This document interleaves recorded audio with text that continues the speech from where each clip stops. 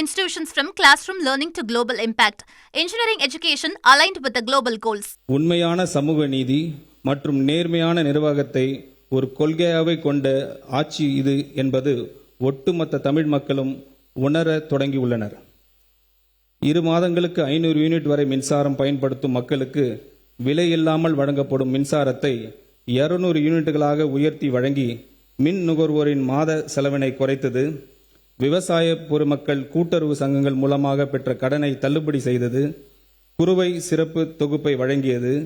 பெண்கள் பாதுகாப்பினை உறுதி செய்யும் சிங்கப்பெண் சிறப்பு அதிரடிப்படையை உருவாக்கியது. தமிழ்நாட்டு வேர் ஊன்றி இருந்த போதை கலாச்சாரத்தினை ஒழிக்க மாவட்டம் தோறும் போதைப்பொருள் தடுப்பு சிறப்பு பிரிவை உருவாக்கியது. கல்வி நிறுவனங்கள், வழிபாட்டு தலங்கள் மற்றும் பேருந்து நிலையங்களுக்கு அருகில் பொதுமக்களின் அன்றாட வாழ்விற்கு இடையூறாக அமைந்திருந்து 717 சில்லறை விற்பனை மதுபான கடைகளை மூடியது.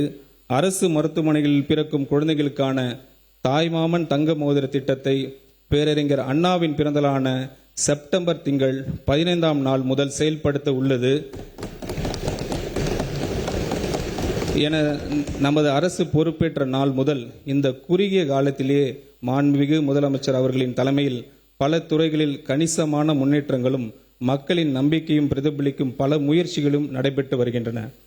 தமிழக வெற்றி கழகத்தின் வெற்றி என்பது ஒரு கட்சியின் தனிப்பட்ட வெற்றி அல்ல, ஒட்டுமொத்த மக்களின், தமிழக மக்களின் வெற்றி அது.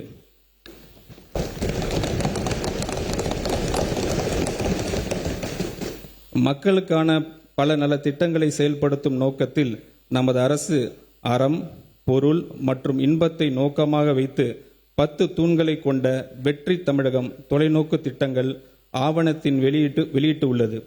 அதன் அடிப்படையில் திட்டங்களை அடுத்து வருகின்ற 1ஆம், 3ஆம் மற்றும் 5ஆம் ஆண்டுக்குள் நிறைவேற்றத்தக்க திட்டங்களை வகைப்படுத்தி அவற்றுக்கான செயல் வடிவம் கொடுத்து வருகிறது.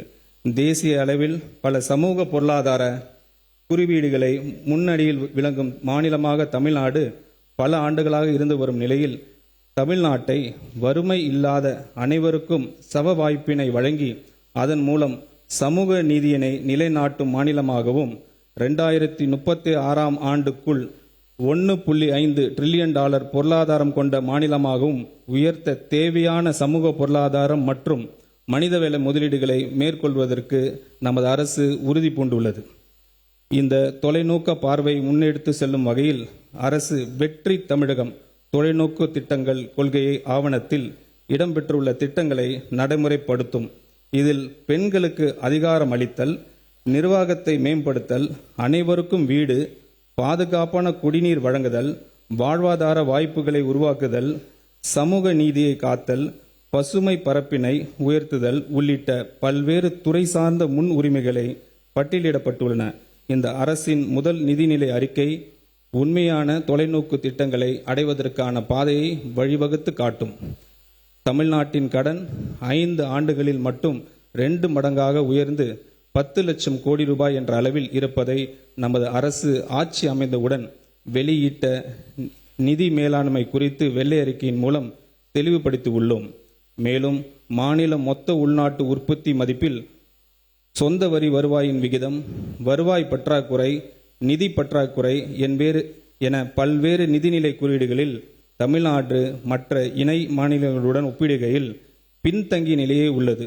மொத்த வரி வருவாயில் வட்டி செலுத்துவதற்கான தொகையும் பொறுப்பு ஏற்றுக்கொண்ட செலவுகளும் தொடர்ந்து அதிகரித்து வருகின்றன.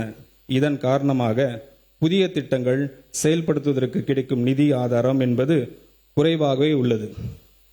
இப்படிப்பட்ட ஒரு இக்கட்டான சூழ்நிலையில் மக்கள் தேர்வு செய்யப்பட்ட நமது அரசானது மக்களுக்கு கொடுத்த வாக்குறுதிகளை படிப்படியாக நிறைவேற்றும் அதே வேளையில் மாநிலத்தை இந்த நிதி நெருக்கடியில் இருந்து மீட்பதற்கு பல்வேறு முயற்சிகளை எடுத்து வருகிறது. முதலாவதாக பொது டெண்டர்களில் கான்ட்ராக்டரிடம் கேட்கப்படும் தேவையற்ற சான்றிதழ்கள் மேண்டேட்டரி சப்மிஷன் அந்த டெண்டர்கள் போட்டியில்லாதவாறு மாற்றியுள்ளன. இதை கலைத்து நமது அரசு டெண்டர்களில் வெளிப்படை தன்மை கொண்டு வந்துள்ளது. இரண்டாவதாக பல அரசு துறைகளில் அந்த துறையின் கீழ் பதிவு செய்யப்பட்ட கான்ட்ராக்டர்ஸ் மட்டுமே டெண்டர்களில் பங்கேற்க முடியும் என்று இருந்த நிலையை மாற்றி எந்த ஒரு துறையிலும் பதிவு செய்துள்ள கான்ட்ராக்டர்ஸ் தகுதி இருந்தால் பிறர் துறைகளிலும் டெண்டர்களில் பங்கேற்க முடியும் என்ற நிலையை அரசு கொண்டு வந்துள்ளது. மூன்றாவதாக, இளைஞர்களுக்கும் சிறு தொழில் செய்பவர்களும் அரசின் டெண்டர்களில் முதல் முறையாக பங்கேற்க ஏதுவாக குறைந்த மதிப்பில் டெண்டர்களில் உள்ள பல்வேறு விதிமுறைகள் தளர்த்தப்பட்டுள்ளன. இந்த நடவடிக்கைகள் புதிய மற்றும் வளர்ந்து வரும் கான்ட்ராக்டர்ஸுக்கு அரசின் டெண்டர்ஸ் எளிதில் கிடைக்க வழிவகுக்கும். அதே நேரத்தில் டெண்டர்ஸ்களில் ஏற்படும் ஆரோக்கியமான போட்டியின் காரணமாக அரசின் வீண் செலவுகள் குறையும். இந்த முன்முயற்சிகளின் பலன்கள் அனைத்தும் அரசிற்கு கிடைக்கப் பெற தொடங்கிவிட்டன என்பதை மகிழ்ச்சியுடன் தெரிவித்துக் கொள்கிறேன். Saram institutions from classroom learning to global impact. Engineering education aligned with the global goals.